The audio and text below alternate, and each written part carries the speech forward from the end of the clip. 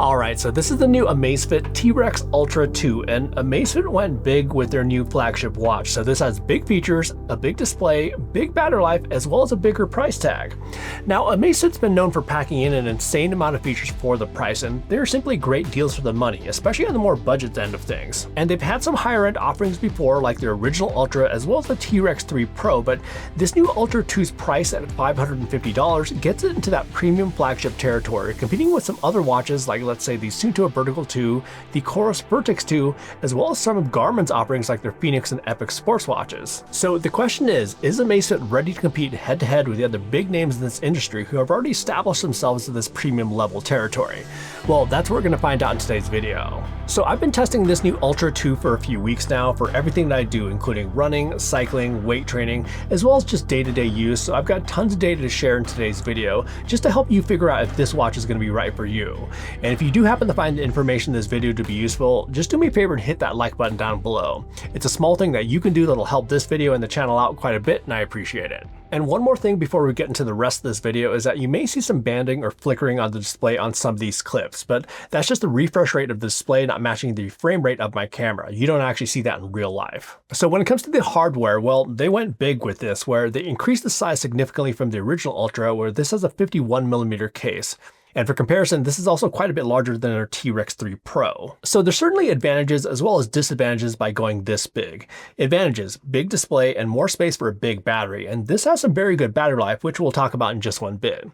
Disadvantages though: weight, and then it's also around 14.3mm thick, so for general wearability, it does make it a little bit more challenging with, let's say, sleeves. It also makes it more noticeable during sleep. Plus, with this size of a watch, it may not fit some of you out there with smaller wrists. Like my wrist is right around 183mm in circumference, and while it fits okay-ish, a smaller case would probably be a little bit more appropriate for me. But then again, some of you may prefer something large and in charge like this. The nice thing is that they also have their Helios strap, which you can use for sleep, which is going to be a lot more comfortable than this, and then you can wear this throughout the rest of the day as well as for all your sports. But another potential disadvantage to this size and weight of watch is heart rate accuracy during workouts, where in general, a larger and heavier watch can bounce around the wrist more than something smaller and lighter, and these kinds of optical heart rate sensors don't like any sort of movement. They need to have constant contact with the skin, and movement can throw off the accuracy. And we'll go ahead and check out how this actually performs here in just one bit. Now, when it comes to the overall construction though, so at this kind of price, most of us would expect premium materials, and with the Ultra 2, they use grade 5 titanium for the bezel, the backplate, as well as the buttons, and then the rest of the case is going to be made out of plastic. And then for durability, it has a sapphire lens covering the display, and it also has a 10 ATM water resistance rating, where it's also rated for recreational scuba diving. Now, when it comes to the watch band, so the Ultra 2 has 26mm straps, and this is a little bit wider than the 22mm straps that they've used before, so this helps it keep it a little bit more secure on the wrist, especially with this larger case. And these are also quick release straps, which you can easily take on and off and look to be pretty much exactly the same as Garmin's quick fit bands. And in fact, I was even able to use Garmin's 26mm quick fit bands on here, as well as some of Garmin's Ultra Fit nylon bands as well. Now, when it comes to the display, so this has a pretty massive 1.5-inch AMOLED display, so tons of pixels, tons of contrast, and tons of colors. It's a really nice display, and also has a peak brightness of 3000 nits versus the 1000 nits on the original, so there's really no issue seeing this outdoors. And I actually kept it in the auto brightness setting when I was testing it, and it seemed to do a pretty good job for the most part of adjusting the display brightness appropriately based on how much ambient light there was. And then related to that, you can also choose to have the display be shades of green, red, or orange at night with a night mode, where this is supposed to be easier on the eyes and not disrupt your circadian rhythm as much as the blue light that these kinds of displays can emit. The only thing odd I kind of saw with this display though is that in the mornings, it would sometimes not turn off the sleep mode automatically, and then it would also not re-enable the always on display, where I had to manually turn that on after I woke up. And then to get around the device, so this uses a combination of 4 buttons along with the touchscreen, and I really appreciate that you can do pretty much everything with the touchscreen or the buttons throughout the interface. So you can operate this watch with buttons if you, let's say, have gloves on during outdoor activities, and then the touchscreen throughout the rest of the day or wherever you feel is going to be appropriate. And the touchscreen works pretty well for the most part, but I do find it to be almost too sensitive and a little bit too fast at times, where I feel it could be a little bit more subtle. And then the Ultra 2 also has a built-in LED flashlight, so just like their T-Rex 3 Pro, where you can adjust the brightness on a few different levels, and then they also have a green LED, which may be easier on the eyes at night. And it's very easy to turn on and off the flashlight by just long pressing the upper left-hand button, and then you can also toggle it on or off with the touchscreen, but I'd love to see some sort of indication on the display of which brightness level is actually at. Now for battery life, this is pretty big here. So the advertise up to 4 weeks of battery life with what they call typical use, but for me, I wanted to test it with everything on and all the features. So I was using the always on display, I enabled sleep tracking, basically all the things, and it's looking like it's going to last around 2 weeks or so, and that's even with tracking plenty of outdoor activities. It's pretty strong battery life. Now, when it comes specifically for battery life for tracking outdoor activities, they're saying anywhere from 50 hours in their highest accuracy mode if you're not using a route, and then right around 28 hours if you are using a route. And for some real life tests, so on this ride here, this was just doing a normal ride without using a route and just having it on the data page the entire time. It was right on with their 50-hour claim. Interestingly, on this ride, I did actually use a route, but I still kept it on the data page for most of the time, and it somehow got more than 50 hours.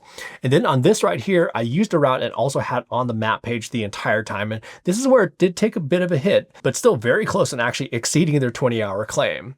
And the reason for this, by the way, is that having it on the map page the entire time requires the display to be redrawn constantly since you're moving. And this is very similar to other watches out there as well with maps. Either way though, pretty insane battery life numbers out of this Ultra 2. And then for health features, so this can track your heart rate 24 hours a day, it tracks your calories, steps, and it can also track your stress. And then for sleep, it tracks your sleep stages, SpO2 or blood oxygen saturation levels, and also can track your HRV or heart rate variability. Now, when it comes to sleep scores, so this is kind of interesting where they're generally pretty close to my Oura Ring, which I usually use as a reference source, as I feel it gives me the most reliable sleep metrics, but there were a couple nights where the score from my Garmin was quite a bit lower. And I think the reason for this is that I think my Garmin may weigh health stats a little bit more than the other two, where my sleep quality was actually pretty good in terms of the time slept and sleep stages and stuff like that, but my health metrics were a little bit out of whack because I was dealing with a few things last week. Now, Amazfit's been a little bit notorious in the past of giving too high sleep scores, even with really poor nights of sleep, but I unfortunately don't have any examples of really bad nights of sleep just because I've been putting a lot of emphasis on sleep and recovery lately. So unfortunately, I don't have any examples other than that one night where my Garmin score was actually probably the most reflective of how I felt the next morning. And then when it comes to sleep stages, so it seems to register a bit more deep sleep than some other wearables I use. And I also wanted to show this night here, which is kind of interesting to see how different wearables handle sleep. So with the Ultra 2, it thought I was already asleep right here at the beginning of the night, but I actually could not fall asleep that night, as you can see from my Oura Ring. However, with my Garmin, that just didn't include that time at all that I was still awake in bed. So in terms of actual sleep time and sleep stages, kind of a toss-up here, I guess, from the Oura to the Garmin when it comes to including sleep latency in terms of the time I was in bed before actually falling asleep. But for the Ultra 2, it already thought I was asleep. However, all of them did catch this portion in the morning when I was asleep for about half an hour. Now, putting sleep scores and sleep stages aside, the actual health stats collected throughout the night actually look pretty close for the most part in terms of heart rate and heart rate variability, but maybe just a smidge high for the resting heart rate. So in general, it looks like the health data actually looks pretty close to my other wearables, but the stages and scores may be a little bit funky. And then beyond that, they also have their biocharge feature. So this is a dynamic metric that updates constantly, where in the morning, it'll give you your biocharge number for the day, which is supposed to give you an indication of your current energy level based on the quality of your sleep, as well as any activities from the day before. And then throughout the day, as you do all your normal activities, your biocharge starts to get drained, and then even more so after workouts. And then to go along with that, they also have this feature called exertion and your exertion target. And this is about trying to predict an optimal amount of training for the day based on longer term training trends. So as you train for longer over time, your body could get used to a higher training volume. So in that case, you may see this number increase as your body gets more adapted to more training over time. But it also says that it may factor in other metrics into the exertion target, like your biocharge and recovery metrics, but I'm not exactly sure how well this works exactly. So if we take a look back at the last few days, you can see my exertion target change each day, and some of these may be because of good or bad recovery, but then on this morning here, it had a high exertion target, but then it says I'm in poor condition, and then my biocharge actually reflects that. So there's some conflicting information there. So I'd say that the biocharge metric does seem to work well for me for the most part as an indication of my energy levels, but I'm not necessarily sure how useful their exertion target feature is at this point.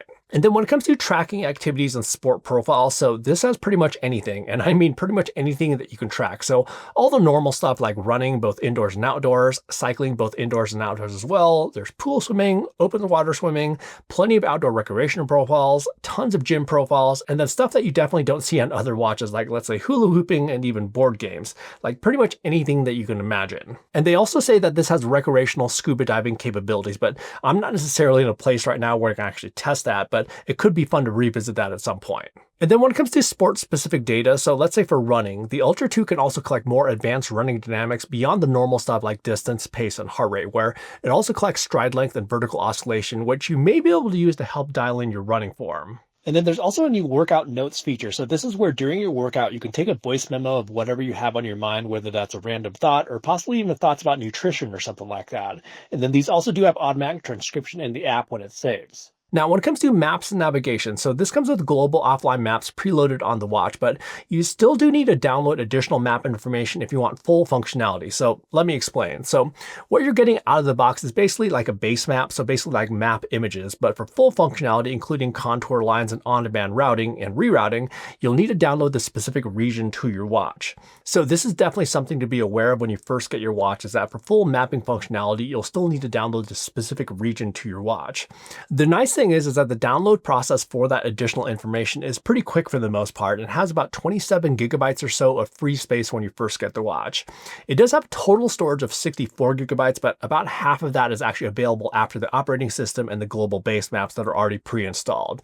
It's still a pretty decent amount of space though left. And the maps are definitely nice to have when you're out and about to help give you context of your location. And they even have some on-demand routing tools that you can use without having to whip out your phone. And we'll talk about those in just one bit, but let's first chat about actually using a predefined route. So you'll be able to load in a route file, which you can use for turn-by-turn navigation. And they said that they've reworked it to be more timely and accurate. So I can't necessarily say this was my experience though, where I oftentimes get turn alerts for some just like turns on a one-way trail where there's really no other way to go. But then on some trail junctions, no turn alert at all. And then they also have an elevation and slope preview when you load in a route. So this is where you can get an idea of all the climbs as well as individual climbs on your outing.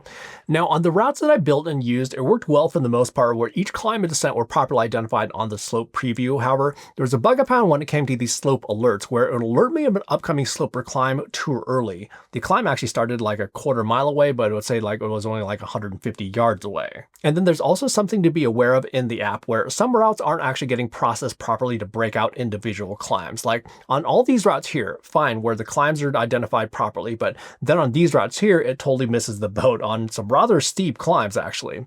Now they did mention that they actually are aware of this and there may be excess flat road data in some of the elevation curves in this pre-release software, so it may be related to that, but I definitely needed to mention that. And then when it comes to going off route and rerouting, so they have some different thresholds that you can choose from when it'll start to alert you when you've actually gone off route. And that worked well for me for the most part, and it kept giving alerts every so often that I was actually still on route. So if you do go off course, so to get back to your route, you can simply use the map and or your breadcrumb trail to get you back onto course. But if you want specific directions to get you back on route, well, it's not actual automatic rerouting. You have to pause your activity and then go into the navigation settings to ask it to reroute, and then you can actually get directions. But the quality of the rerouting wasn't all that great for my testing, where like here, it did calculate a path to get back to my route, but somehow it didn't include this portion right here for some reason. And that brings us to some of the on-demand routing tools that they have. So they also have an on-demand round-trip course creator on the watch itself where you can ask it to create a route for you based on your start direction as well as a desired distance. And this is all without your phone. But nearly all the routes it created for me weren't ideal routes when it comes to avoiding busy roads and oftentimes even highways. And some of these also have these odd spurs that don't really make a whole lot of sense. Some people mentioned that this was fixed in a software update, but at least in my case, I wouldn't necessarily use any of these routes for running or cycling. And then there's also a list of points of interest that you can search through for stuff like coffee shops, convenience stores, bathrooms, and other places that you may need when you're out on your ride or your run. And then it can create a route on the fly to get there. Like we never know when we actually need a mid-ride croissant. Interestingly, some of these routes did make a lot of sense, but some others not so much. So while I appreciate Amazfit trying to tackle these more advanced navigation features, it seems like they just add more and more features while some of the more basic things like let's say turn alerts with a route haven't necessarily been dialed in. It just feels like Amazfit tries to do too many things and needs to master some of the principles versus trying to boil the ocean. Now when it comes to the actual GPS accuracy for tracking outdoor activities though, this is nice and solid out of the Ultra 2 where all the total distances on all my activities always lined up. And then for the finer detail the GPS tracks, nice crispy tracks with no wavering or anything like that. Even on some tighter corners and curves where we can sometimes see a GPS tracks drift. There may be a slight wiggle like every so often, but overall it actually performs great here. So moving on to heart rate accuracy now. So this is always interesting when it comes to larger and heavier watches where the size and weight can actually sometimes play a role in accuracy depending on what kind of sport that you're doing. So with something like indoor cycling, for nearly all my rides, the Ultra 2 was pretty good for the most part. Like on these rides, these were actually extremely good results, even with some of these intervals right here. However, then on these rides here, there were a few spots where it either spiked or dipped for a few moments, but the rest of the ride was perfectly fine for the most part. But I usually don't don't necessarily see those spikes or dips for indoor cycling. Where it starts to get trickier though is with activities where you start to have more wrist movement and more variables that can make a watch move around more on the wrist, like let's say road riding as well as gravel riding, even while wearing the watch nice and snug. So like on these rides here, so these were some smoother road and gravel rides, and these were actually some pretty darn good results. However, then on some rides where the terrain was a little bit rougher, it definitely got thrown off quite a bit more. However, I'd still say though, for a larger and heavier watch, although there are a couple rides where it was thrown off at some spots, I've certainly seen worse from some other similar sized watches. And then when it comes to running, so this is probably what's known as a cadence lock here, where a watch can sometimes mistake the rhythm of our footsteps as heart rate. And well, the Ultra 2 locked down quite a bit with my cadence, where you can see that it basically matched up exactly to my cadence for this run. And then here's another run that I did where I started out nice and mellow and kept my heart rate a little bit low, and things were off to a good start for the Ultra 2. But then after about 10 minutes, it started to drift a little bit higher and looks like it was closer to my cadence. And then for the intervals here, so it did a good job in the first two and was quite responsive with those, but then kind of lost the plot, especially on the last two intervals. And I've definitely seen this before in other similar size and weight watches, like let's say the Suunto Vertical 2, but this is just basically something to keep in mind with the larger and heavier watches. And then for weight training and high intensity interval training, so this is basically the holy grail when it comes to heart rate accuracy from a watch. And that's just basically due to where the sensor is located on our wrist, where with weight training, we're tensing our wrist, which can affect blood flow, and then add in a bunch of wild arm movement from like high intensity interval training. And it's basically the worst nightmare for these kinds of watches. And it's usually just a bonus if a watch can get this right. So on this example here, so for these arm curls at the beginning, it got thrown off just like the arm base sensor I was wearing. But for the shoulder presses in the middle, totally fine for the most part. And then for these chest presses, it missed the boat on one of them, but then did have some issues with these high intensity intervals at the end. So just like a lot of other big watches out there, there's going to be trade-offs in terms of heart rate accuracy when it comes to this size of watch, where it's great that you get insane battery life as well as a big display, as well as that it's super rugged, but there's going to be other areas where there could be compromises such as general wearability as well as heart rate accuracy. But the nice thing is that this does have full support for a ton of external sensors, including heart rate sensors as well as cycling power meters. So there are ways to get better accuracy with this based on your particular activity. So overall, this Ultra 2 has a very long list of features, and on paper, it's a very capable watch. And I have to say that the battery life on this thing is absolutely bonkers for an AMOLED watch. The quality of some of those features though is the part that I do have questions about, especially on the navigation side of things.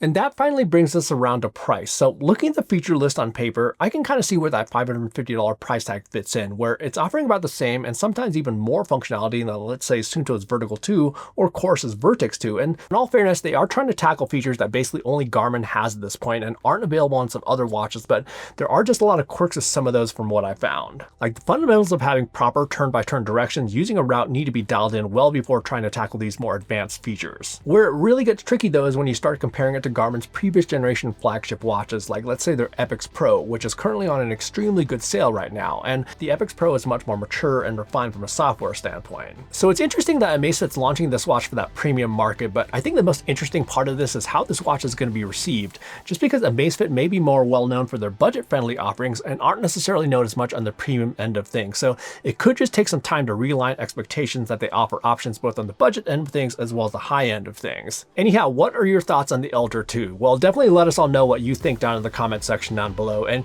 if you found the information in this video to be useful, do me a favor and just hit that like button, and also be on the lookout for tons more sports tech videos just like this that are coming soon. In the meantime, have fun out there, and we will see you in the next video.